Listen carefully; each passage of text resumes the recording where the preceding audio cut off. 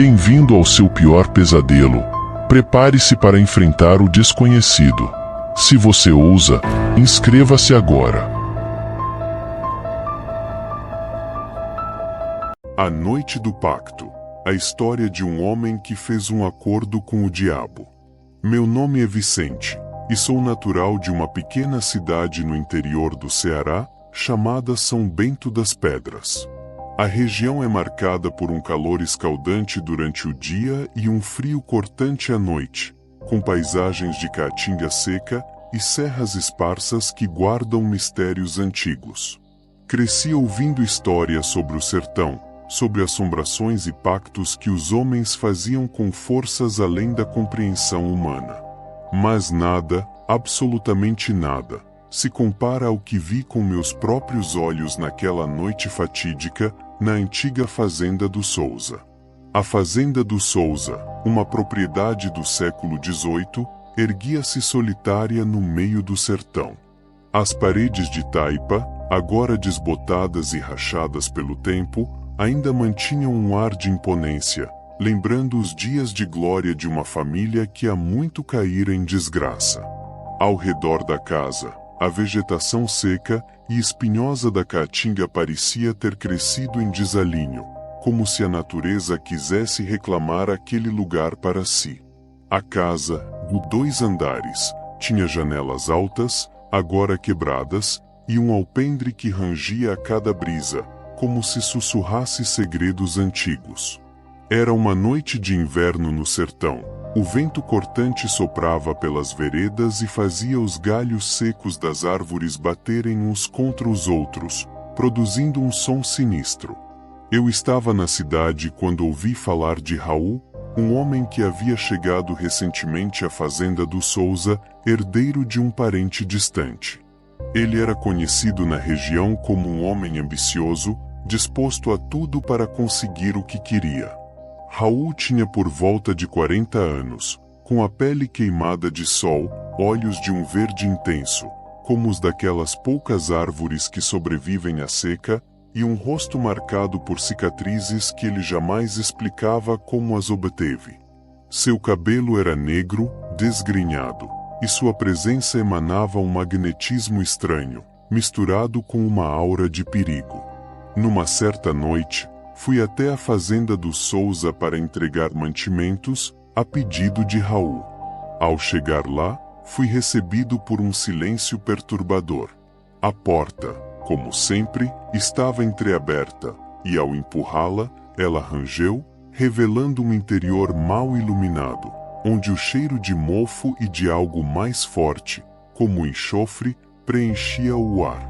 Raul estava sentado à mesa na sala principal, mas ele não parecia o mesmo homem que conheci.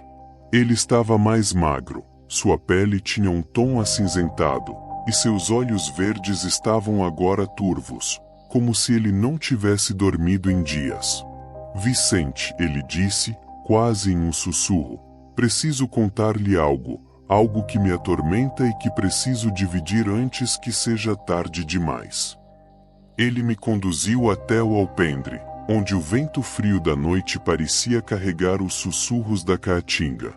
Sentamos em cadeiras de madeira desgastadas, e Raul, com as mãos trêmulas, acendeu um cigarro. Eu fiz um pacto, Vicente. Fiz um pacto com algo que nenhum homem deveria sequer pensar em fazer. Raul me contou que, desesperado por poder e riqueza, havia procurado um curandeiro local, um homem velho e misterioso que vivia isolado nas serras, conhecido como Mestre Jeremias. As histórias sobre ele eram muitas, mas todas concordavam em um ponto: Jeremias possuía conhecimentos antigos, perigosos, e aqueles que o procuravam raramente retornavam os mesmos. Na noite mais escura do ano, Raul foi até a casa de Mestre Jeremias, levando consigo uma oferenda de sangue, como exigia o ritual. Jeremias o conduziu até uma gruta oculta nas serras, onde as paredes estavam cobertas por desenhos rupestres e símbolos que Raul não compreendia. No centro da gruta havia um círculo de pedras, dentro do qual Jeremias começou a entoar cânticos em uma língua ancestral, que fazia o ar vibrar com uma energia sinistra. De repente, a gruta foi tomada por uma escuridão tão profunda que parecia engolir a luz das tochas. O ar ficou denso, difícil de respirar, e Raul sentiu uma presença ao seu redor, algo que observava com uma atenção cruel. Foi então que ele ouviu uma voz, grave e reverberante, que parecia vir de todos os lados. "O que você deseja, mortal?" A figura que surgiu das sombras era imponente e aterrorizante. O diabo tinha a pele de um vermelho escuro, quase negro, como o barro queimado do sertão. Seus olhos eram 2 pontos de luz incandescente, como brasas vivas, que penetravam a alma de Raul.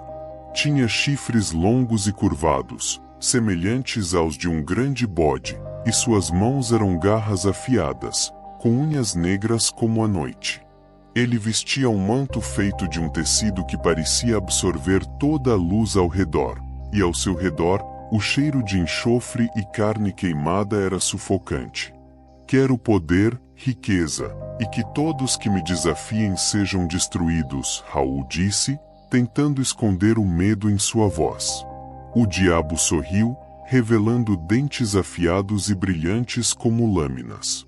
"Você terá o que deseja", respondeu ele, "mas em troca, sua alma será minha, e quando a hora chegar, você será arrastado para o inferno, onde pagará por sua ambição." Raul, consumido por seu desejo, aceitou o pacto. A gruta foi tomada por um calor infernal e Raul desmaiou. Quando acordou, estava de volta à fazenda do Souza, com uma sensação de triunfo que rapidamente deu lugar ao pavor. Nos dias que se seguiram, a fortuna de Raul cresceu exponencialmente.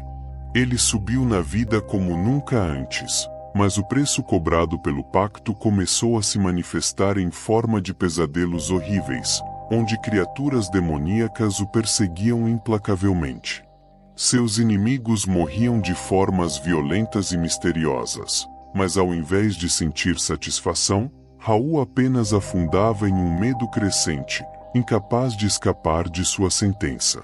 Ele tentou retornar à gruta, procurar por mestre Jeremias, mas o curandeiro havia desaparecido e a gruta parecia ter sido engolida pela terra. Desesperado, Raul se isolou na fazenda, onde as noites se tornaram insuportáveis, com sussurros e risos sombrios que ecoavam pelos corredores. Naquela noite, Raul me confessou sua história, seus olhos fixos em um ponto distante, como se esperasse por algo. "Ele vem me buscar, Vicente. Não há como escapar." Enquanto eu me afastava da fazenda, ouvi um grito horripilante que ecoou pelo sertão, como se a própria terra estivesse clamando por justiça. Quando olhei para trás, vi a fazenda do Souza envolta em chamas, como se o próprio inferno tivesse irrompido ali. Uma figura alta, com chifres e olhos como brasas, caminhava em direção à escuridão da caatinga, desaparecendo na noite. Na manhã seguinte, a fazenda do Souza não passava de cinzas. Raul desaparecera sem deixar vestígios, e o lugar se tornou conhecido como a Fazenda do Pacto.